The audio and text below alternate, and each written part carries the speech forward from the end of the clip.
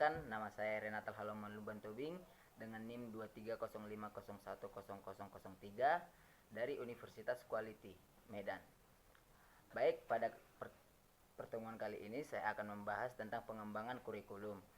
Terlebih dahulu kita akan membahas pengertian kurikulum. Apa sih pengertian kurikulum itu? Secara etimologis, kurikulum itu berasal dari bahasa Latin curriculum yang berarti jarak tempuh dalam sebuah perlombaan. Dan dalam konteks pendidikan, kurikulum pula dapat diartikan sebagai seperangkat rencana dan pengaturan mengenai tujuan, isi, bahan ajar, serta cara yang digunakan sebagai pedoman penyelenggaraan kegiatan pembelajaran. Dan beberapa pengertian menurut para ahli. Yang pertama, Tyler tahun 1949, dia mengungkapkan bahwa kurikulum adalah semua pengalaman belajar yang direncanakan dan diarahkan oleh sekolah untuk mencapai tujuan pendidikan. Sedangkan menurut Nasution tahun 2003, bahwa kurikulum itu adalah suatu rencana yang disusun untuk melancarkan proses belajar mengajar di bawah tanggung jawab sekolah. Dan selanjutnya kita akan membahas mengenai tujuan kurikulum. Adapun tujuan kurikulum itu erat kaitannya dengan tujuan pendidikan nasional.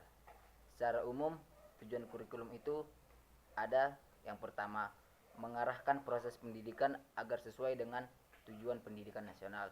Yang kedua, membekali peserta didik dengan pengetahuan, keterampilan, dan sikap sesuai tuntunan zaman. Yang ketiga, mengembangkan potensi peserta didik agar menjadi manusia beriman, bertakwa, berakhlak mulia, sehat, cakap, kreatif, dan mandiri. Dan yang keempat, mempersiapkan peserta didik untuk menjadi warga negara yang demokratis serta bertanggung jawab.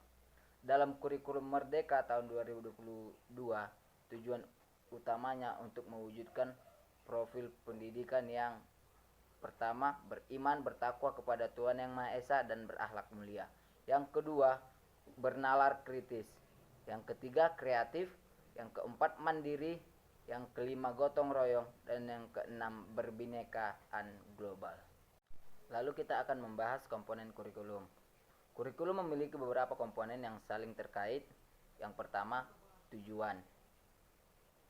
Arah utama yang ingin dicapai dari kegiatan pembelajaran bisa berupa tujuan jangka panjang, pendidikan nasional, maupun tujuan khusus atau mata pelajaran.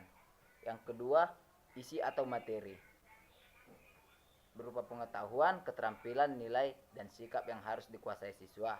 Disusun sesuai jenjang pendidikan dan relevan dengan kebutuhan masyarakat. Yang ketiga, strategi atau metode pembelajaran. Cara yang ditempuh guru untuk menyampaikan isi kurikulum meliputi metode ceramah, metode diskusi, eksperimen, proyek, hingga pembelajaran berbasis teknologi. Yang keempat, media dan sumber belajar.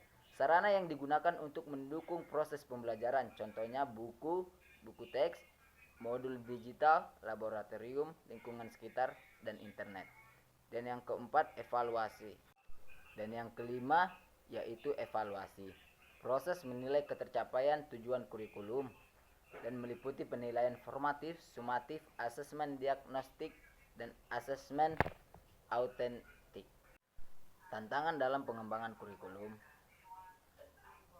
Dalam pengembangan kurikulum tentunya tidak lepas dari beberapa tantangan, yaitu yang pertama, perubahan ilmu pengetahuan dan teknologi atau iptek. Perkembangan teknologi menuntut kurikulum selalu diperbarui agar sesuai dengan kebutuhan abad 21. Yang kedua, globalisasi. Membawa arus informasi dan budaya yang mempengaruhi sistem pendidikan. Kurikulum harus mampu menanamkan nilai lokal sekaligus mempersiapkan siswa menghadapi kompetisi global. Yang ketiga, kebutuhan di dunia kerja. Kurikulum perlu selaras dengan keterampilan yang dibutuhkan industri, seperti literasi digital, komunikasi, kolaborasi, dan problem solving. Yang keempat, kondisi sosial budaya.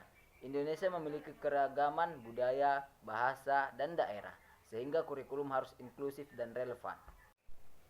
Yang kelima, kebijakan pemerintah. Perubahan regulasi pendidikan sering mempengaruhi konsistensi implementasi kurikulum. Yang keenam, kualitas guru. Guru merupakan ujung tombak implementasi kurikulum. Tanpa kompetensi guru yang memadai, kurikulum sulit tercapai secara optimal. Sekian yang dapat saya sampaikan mengenai pengembangan kurikulum. Terima kasih.